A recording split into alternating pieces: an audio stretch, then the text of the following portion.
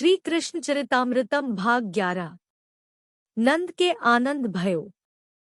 तात विदुर जी। गोकुल में नंदनंदन के अवतरित होते ही प्रकृति झूम उठी थी। अपनी समस्त संपदाओं को उघाड़ दिया था प्रकृति ने। कालिंदी के तट पर रंग बिरंगे रत्न स्वयमेव प्रकट होने लगे थे। ग्वाले जहां भी धरित्री खोदते उन्हें मणि माणिक्य के खदान मिल रहे थे। ये बेचारे क्या करते उनका, इनके लिए तो ये सब रंगीन पत्थर से ज्यादा कुछ नहीं थे, पर हाँ इनमें से कुछ अच्छे से धातु ये रख भी रहे थे। पर इन भोले भाले अहीरों को क्या पता कि ये तो धरती का आनंद प्रकट हो रहा था। पशु पक्षी प्रसन्न थे, अति प्रसन्न थे। फलदार वृक्ष फलों से लद गए थे, वो गिर रहे थे। लताएं फूलों के अति होने के कारण झुक गई थी। उनमें से सुगंध की एक वयार चल रही थी जिससे भौरे भी मदमत्त हो गुनगुना रहे थे। नदियां स्वच्छ और निर्मल हो गई थी। नदियों के किनारे कमल के फूल खिल गए थे। कमल भी हर रंग के थे। उनमें से भी जो सुगंध प्रकट हो रहा था वो संपूर्ण महावन को अपने गंध से सराबोर कर रहा था। ओ तात विदुर जी, मैं आपको इस आनंद का वर्णन करके क्या बताऊं। नंदनंदन स्वयं आनंद है। जब आनंद ही आकार लेकर प्रकट हो गया हो, फिर उस वातावरण का वर्णन कर पाना संभव नहीं है। सब कुछ आनंद की धारा में बह रहा है, मानो आनंद के समुद्र में बाढ़ आ गई हो और उस बाढ़ में भंवर और पड़ गया हो। अब बताइए तात विदुर जी, क्या कोई उस भंवर से निकल पाएगा? उफ! कुछ देर के लिए उद्धव चुप हो गए। उनकी वाणी अवरुद्ध हो गई थी। नंदराय नाच उठे थे। उन्हें कुछ सूझ नहीं रहा था कि क्या करें। नहीं बहन, मैंने कभी संकल्प नहीं किया कि मेरे पुत्र हो। हाँ, मेरे भाइयों ने, मेरे गुरुदेव ऋषि शांडिल्य ने मुझे अनुष्ठान में बैठा तो दिया था, पर मैंने कभी संकल्प नहीं किया कि मेरे पुत्र हो। मैंने अपने आराध्य भगवान नारायण के चरणों में सारी बातें छोड़ दी थी। वो जैसा करे, वो जिसमें राजी हो। अपनी बहन सुनंदा को बताते हुए ब्रिजराज आनंद के अश्रु प्रवाहित कर रहे थे। भैया, अब चलो एक बार देख लो। सुनंदा ने हाथ पकड़ा अपने भैया नंद का और जिद करने लगी। कैसा है? आनंद के भंवर में फंसे नंद जी ने पूछा। मैं कुछ बता नहीं सकती, मेरी वाणी में आज सामर्थ्य नहीं है। मैं जितना भी कहूंगी वो सब कम ही होगा। फिर भी कुछ तो बता बहन, कुछ तो बोल। नंद जी पूछ रहे हैं अपनी बहन से।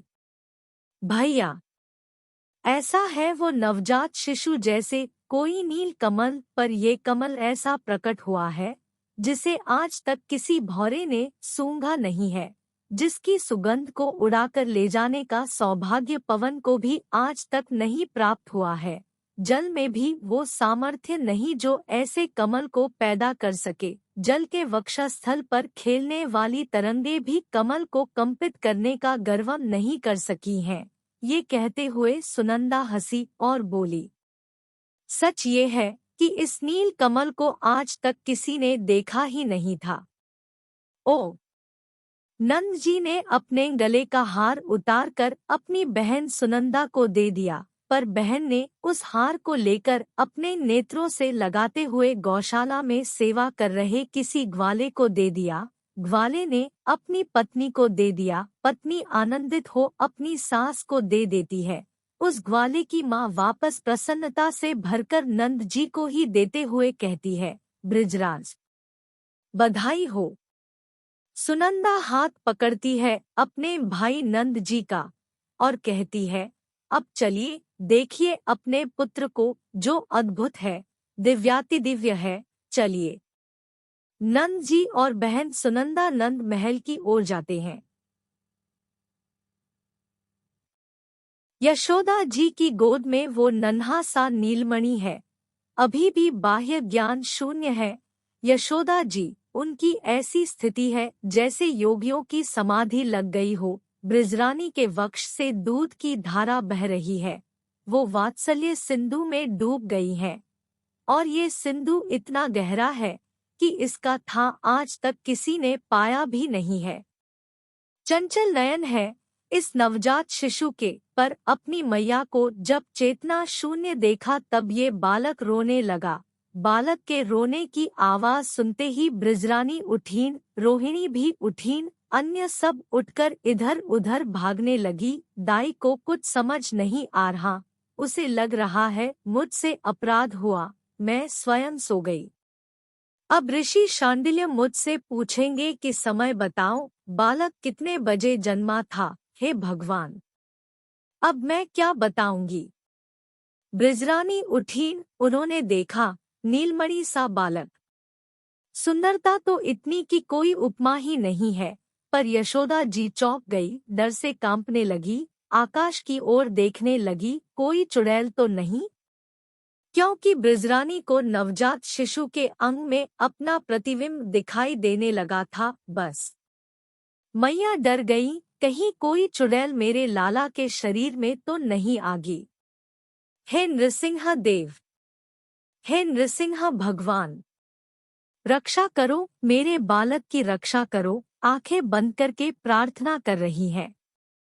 तभी नन्हे नन्हे करों ने मैया को छुआ। बस छूते ही ब्रिजरानी ने जब देखा अब प्रतिबिंब नहीं दिखाई दे रहा था। मैया ने नृसिंह देव को प्रणाम किया और अपने नीलमणि को गोद में ले लिया। ब्रिजराज आंगन में आकर खड़े हो गए। प्रसूति का गृह फूलों से भर गया है, सुगंध से सब मत्त हो रहे हैं। रात्रि भर देवों ने पुष्पों का वर्षण जो किया था।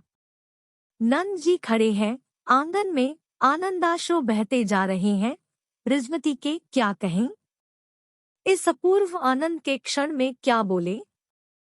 तभी ऋषि शांडिल्य पधारे और पीछे से ब्रजपति के कंधे में हाथ रखा। नंद जी ने पीछे मुड़कर देखा तो ऋषि तुरंत चरणों में गिर गए। भगवन, आपका अनुष्ठान सफल हो गया, मेरे पुत्र हुआ है, आपकी कृपा से मेरे यहाँ पुत्र हुआ है। नंद जी के पीछे अब सब उनके भाई भी आगे, सुंदन, धरानंद, शतानंद, उपन सब आगे, और सब बधाई देने लगे नंद राय को। नंद जी आनंदित हो रहे हैं। तभी प्रसूति का गृह से डांटने की आवाज आई। रोहिणी ने दासियों को प्रेमपूर्ण डांट लगाई थी, तुम लोग यहाँ बालक का मुंह ही देखती रहोगी या गांव में जाकर सबको खबर भी करोगी।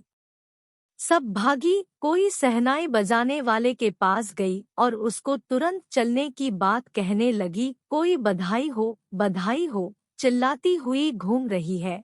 कोई इतनी आनंदित है कि कहाँ जाना है, काम क्या करना है ये भी भूल गई। कोई बंधनवार लगाने वाले के पास गई, कोई खिलौने वाली के पास गई, सब आनंदित है।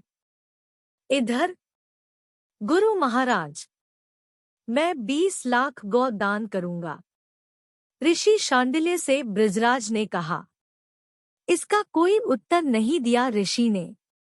भगवन, मैं 1 कोटि सुवर्ण मुद्राएं लुटाऊंगा। पर ब्रिजराज, ये सब लूटेगा कौन? पृथ्वी चारों ओर से सुवर्ण और मणि माणिक्य प्रदान कर रही है। ब्रजपति, गौ पहले से ही सबके पास है, इतने गौ को कौन रखेगा? हंसे ये कहते हुए ऋषि शांडिल्य, जाओ अब जाओ, यमुना स्नान करके आओ, फिर आगे की विधि बताऊंगा, ऋषि शांडिल्य ने ब्रिजराज से कहा। नंद जी आनंदित होकर जा रहे थे कि बाबरी सुनंदा नवजात नीलमणि को ले आई बाहर ही। भैया, गोद में तो ले लो। जैसे ही ब्रिजराज ने गोद में लिया नीलमणि को, ब्रिजराज के शरीर में रोमांच होने लगा। वो अपने आप को भूल गए, देहातीत हो गए, उन्हें कुछ भान न रहा। तभी पीछे से ग्वालों की मंडली आई जो हल्ला मचाती हुई आई थी। नंद के आनंद भयो, जय कन्हैया लाल की।